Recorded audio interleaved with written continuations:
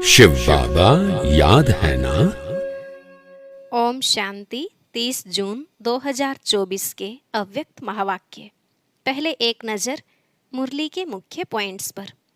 आज बाप दादा ने आत्मा के 5 स्वरूपों की स्मृति दिलाते हुए कहा, जैसे स्थूल एक्सरसाइज से तन तंदुरुस्त रहता है, ऐसे ही चलते फिरते मन की एक्सरसाइज अर्थात ड्रिल करते रहो तो यह मन सदा दुरुस्त रहेगा, ठीक रहेगा। चाहे किसी कार्य में कितने भी बिजी क्यों ना हो, लेकिन 5 सेकंड के लिए भी यह मन की एक्सरसाइज करो तो बिल्कुल लाइट हो जाएंगे। फिर यह जो भिन्न भिन्न कंप्लेंट करते हो कि क्या करें, मन नहीं टिकता, यह सब कंप्लेंट समाप्त हो जाएंगी। अभी तो मन को मण बना देते हो, अर्थात बोझ वाला बना देते हो। इसलिए अपने को हल्का करने के लिए ये 5 स्वरूपों का अभ्यास करते रहो। फिर बाबा ने कहा, एक तरफ तो बच्चे कहते हैं कि हम विश्व को परिवर्तन करेंगे, हम मास्टर सर्वशक्तिमान हैं, और दूसरे तरफ कहते हो मुश्किल है, मन नहीं मानता। तो ऐसे बच्चों पर बाप दादा को रहम आता है, क्योंकि बाप सभी को संपन्न स्वरूप में देखना चाहते हैं। लास्ट में बाबा ने कहा, एक तो सदा सच्चे दिल रखो और दूसरा बुद्धि की लाइन भी क्लियर हो, जरा भी डिस्टरबेंस ना हो। अगर आपकी दिल में छोटी छोटी बातें इकट्ठी होती रहेंगी तो दिल भर जाएगा, फिर दिलाराम कहाँ बैठेगा। इसलिए सच्ची दिल से महसूसता के साथ अपने मन की बात बाप दादा के आगे रखो और खाली हो जाओ। कहते भी है ना, सच्चे दिल पर साहिब राजी, सदा बुद्धि में रहे। बाबा जो हूँ, जैसा हूँ, आपका हूँ। अब सुनते हैं महावाक्यों को विस्तार से। मुरली का सार। मन को दुरुस्त रखने के लिए बीच बीच में 5 सेकंड भी निकाल कर मन की एक्सरसाइज करो। आज दूरदेशी बाप दादा अपने साकार दुनिया के भिन्न भिन्न देशवासी बच्चों से मिलने आए हैं। बाप दादा भिन्न भिन्न देशवासियों को एक देशवासी देख रहे हैं।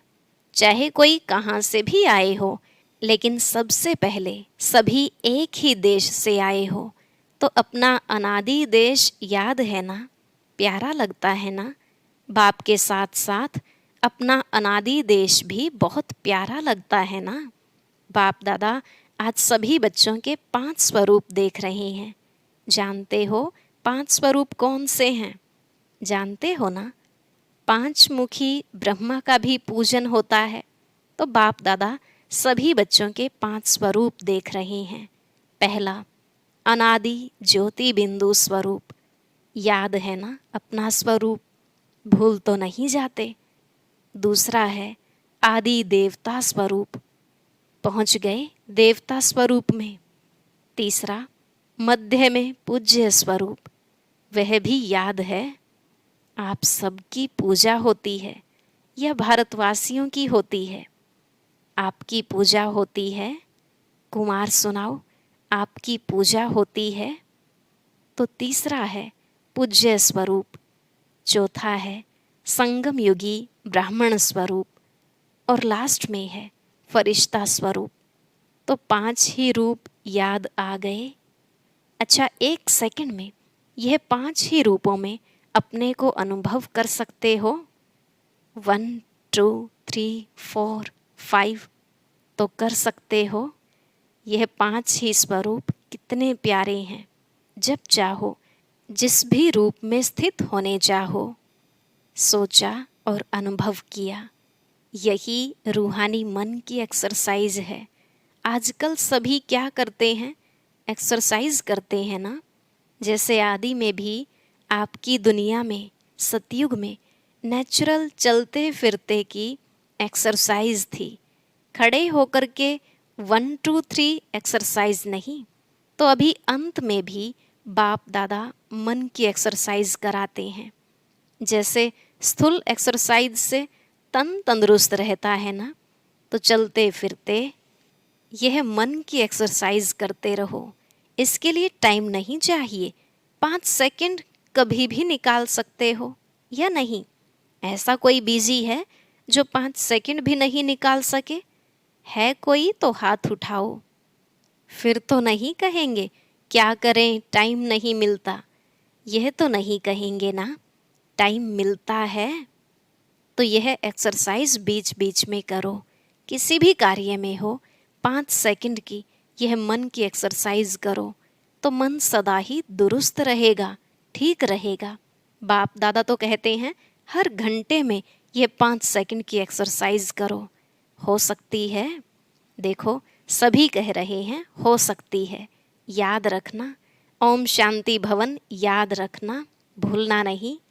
तो जो मन की भिन्न भिन्न कंप्लेन है ना, क्या करें मन नहीं टिकता, मन को मण बना देते हो, वजन करते हैं ना।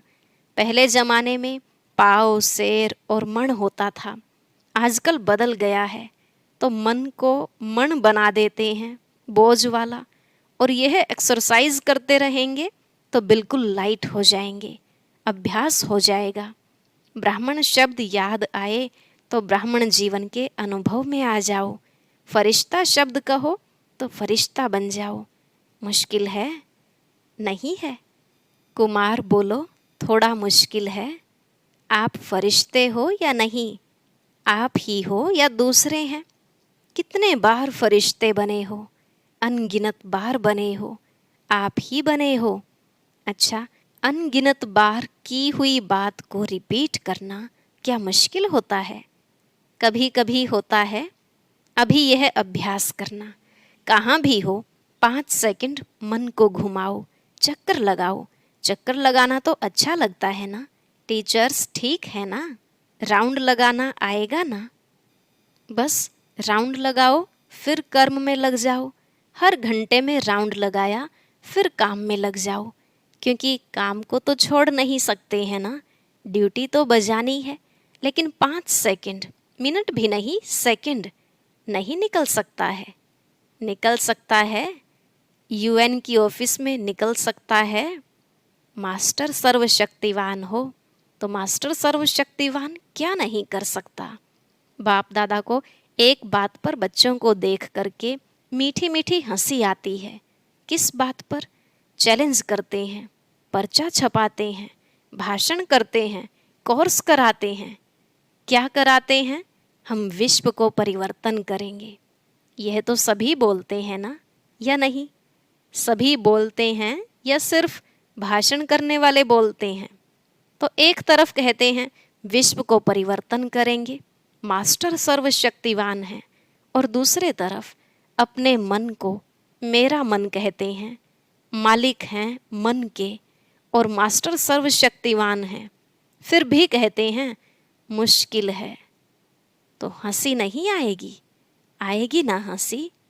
तो जिस समय सोचते हो मन नहीं मानता, उस समय अपने ऊपर मुस्कुराना। मन में कोई भी बात आती है तो बाप दादा ने देखा है 3 लकीरें गाई हुई हैं। एक पानी पर लकीर, पानी पर लकीर देखी है? लगाओ लकीर तो उसी समय मिट जाएगी, लगाते हैं ना। तो दूसरी है किसी भी कागज़ पर, स्लेट पर कहाँ भी लकीर लगाना। और सबसे बड़ी लकीर है पत्थर पर लकीर। पत्थर की लकीर मिटती बहुत मुश्किल है। तो बाप दादा देखते हैं कि कई बार बच्चे अपने ही मन में पत्थर की लकीर के मुआफिक पक्की लकीर लगा देते हैं, जो मिटाते हैं लेकिन मिटती नहीं है। ऐसी लकीर अच्छी है? कितना बारी प्रतिज्ञा भी करते हैं, अब से नहीं करेंगे, अब से नहीं होगा, लेकिन फिर परवश हो जाते हैं। इसलिए बाप दादा को बच्चों पर घृणा नहीं आती है, रहम आता है। परवश हो जाते हैं तो परवश पर रहम आता है। जब बाप दादा ऐसे रहम भाव से बच्चों को देखते हैं तो ड्रामा के पर्दे पर क्या आ जाता है? कब तक? तो इसका उत्तर आप दो, कब तक? कुमार दे सकते हैं, कब तक यह समाप्त होगा? बहुत प्लान बनाते हो ना कुमार, तो कब तक बता सकते हो? आखिर भी यह कब तक? बोलो, जवाब आता है कब तक? दादियाँ सुनाओ। तो किसी ने कहा, जब तक संगम युग है तब तक थोड़ा थोड़ा रहेगा। तो बाप दादा ने कहा, तो संगम युग भी कब तक? फिर किसी ने कहा, जब फरिश्ता बन जाएंगे। बाबा ने पूछा, वह भी कब तक? तो बच्चों ने कहा, बाबा बताएं। बाबा ने कहा, फरिश्ता बनना आपको है या बाप को? तो इसका जवाब सोचना। बाप तो कहेंगे अब तैयार हैं, आधी माला में भी हाथ नहीं उठाया। बाप दादा सदा ही बच्चों को संपन्न स्वरूप में देखना चाहते हैं। जब कहते ही हो, बाप ही मेरा संसार है, यह तो सब कहते हो ना, दूसरा भी कोई संसार है क्या? बाप ही संसार है, तो संसार के बाहर और क्या है? सिर्फ संस्कार परिवर्तन करने की बात है। ब्राह्मणों के जीवन में मेजॉरिटी विघ्न रूप बनता है संस्कार, चाहे अपना संस्कार चाहे दूसरों का संस्कार।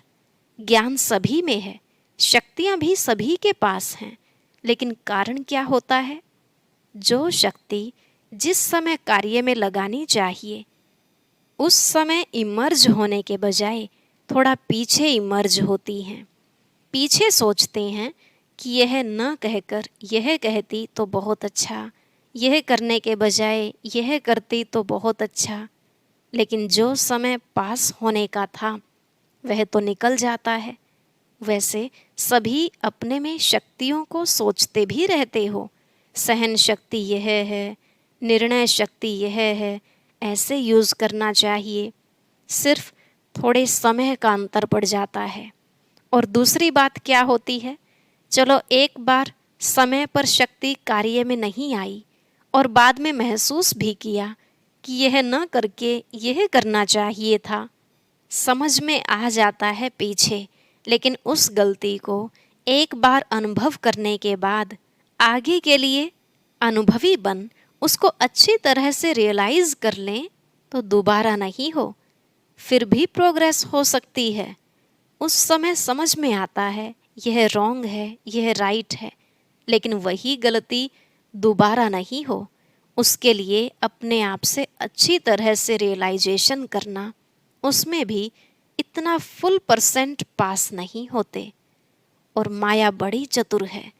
वही बात मानो आप में सहन शक्ति कम है, तो ऐसी ही बात जिसमें आपको सहन शक्ति यूज़ करना है, एक बार आपने रियलाइज़ कर लिया, लेकिन माया क्या करती है कि दूसरी बारी थोड़ा सा रूप बदली करके आती है। होती वही बात है, लेकिन जैसे आजकल के ज़माने में चीज़ वही पुरानी होती है, लेकिन पॉलिश ऐसी कर देते हैं जो नई से भी नई दिखाई दे। तो माया भी ऐसे पॉलिश करके आती है जो बात का रहस्य वही होता है। मानो आप में ईर्ष्या आ गई, ईर्ष्या भी भिन्न भिन्न रूप की है, एक रूप की नहीं है, तो बीज ईर्ष्या का ही होगा, लेकिन और रूप में आएगी, उसी रूप में नहीं आती है। तो कई बार सोचते हैं कि यह बात पहले वाली तो वह थी ना, यह तो बात ही दूसरी हुई ना, लेकिन बीज वही होता है, सिर्फ रूप परिवर्तित होता है। उसके लिए कौन सी शक्ति चाहिए? परखने की शक्ति। इसके लिए बाप दादा ने पहले भी कहा है कि 2 बातों का अटेंशन रखो।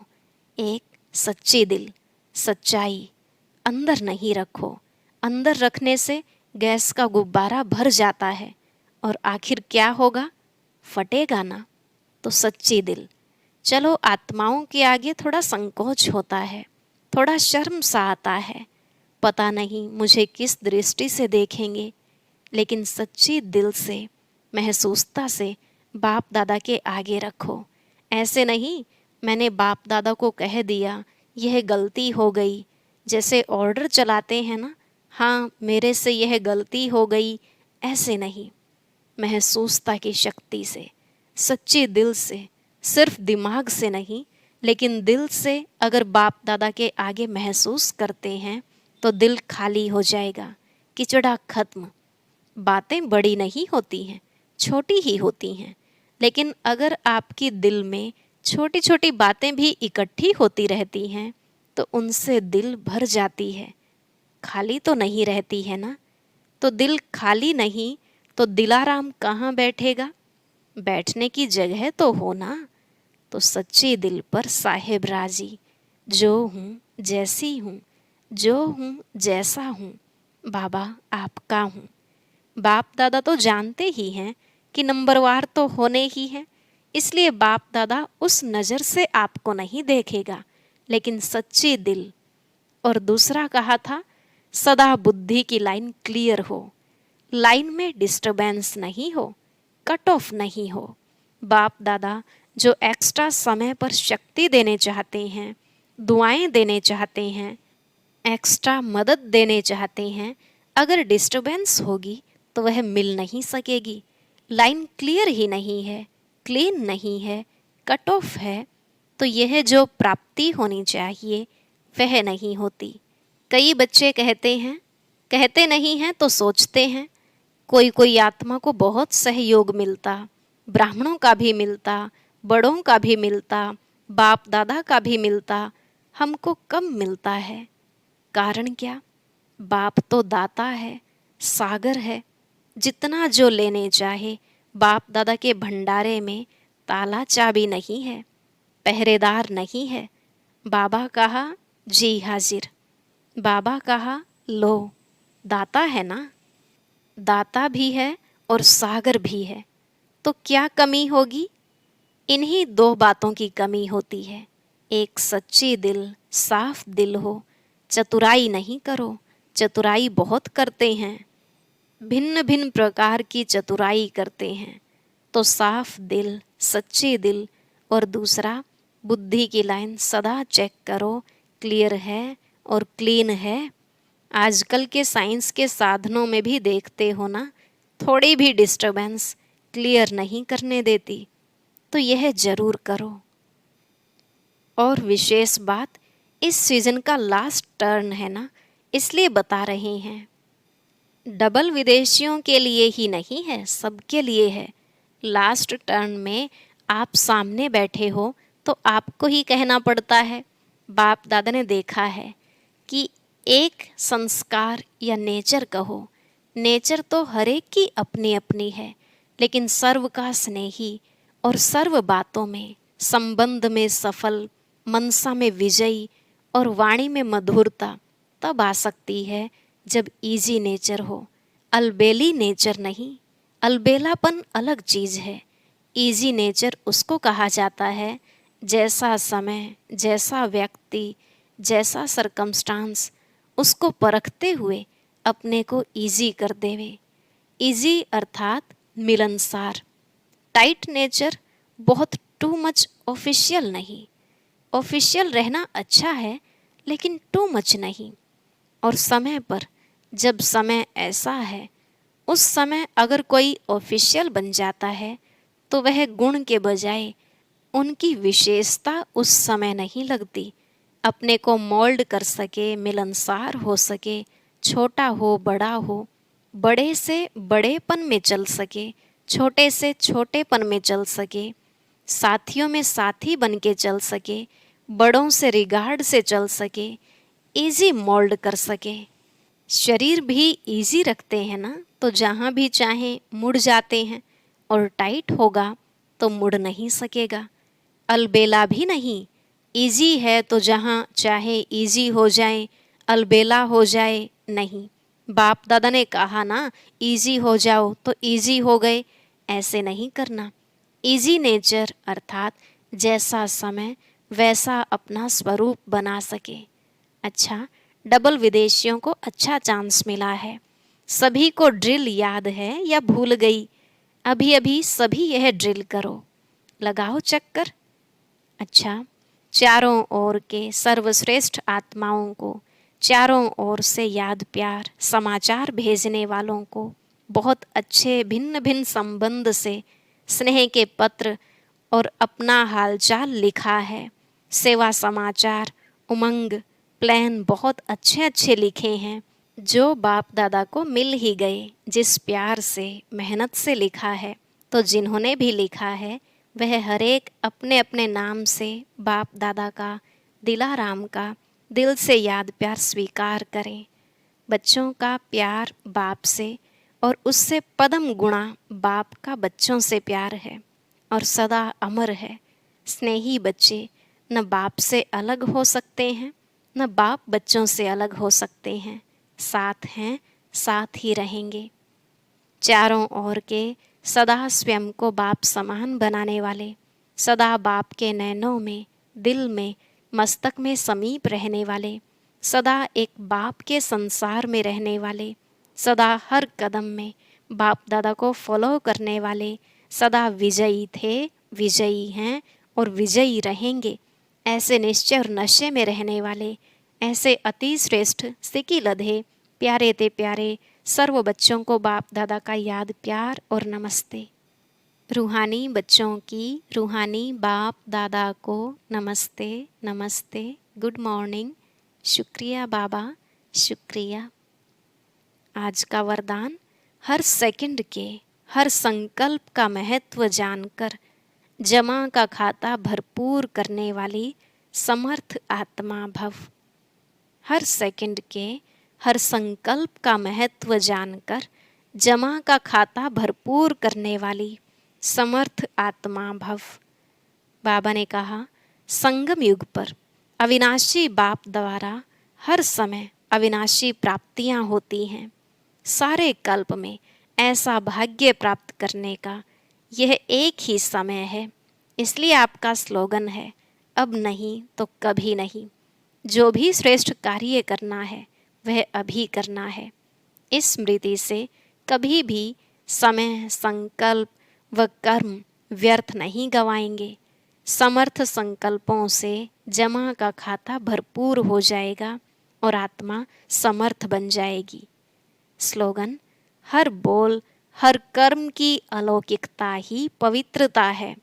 साधारणता को अलौकिकता में परिवर्तन कर दो।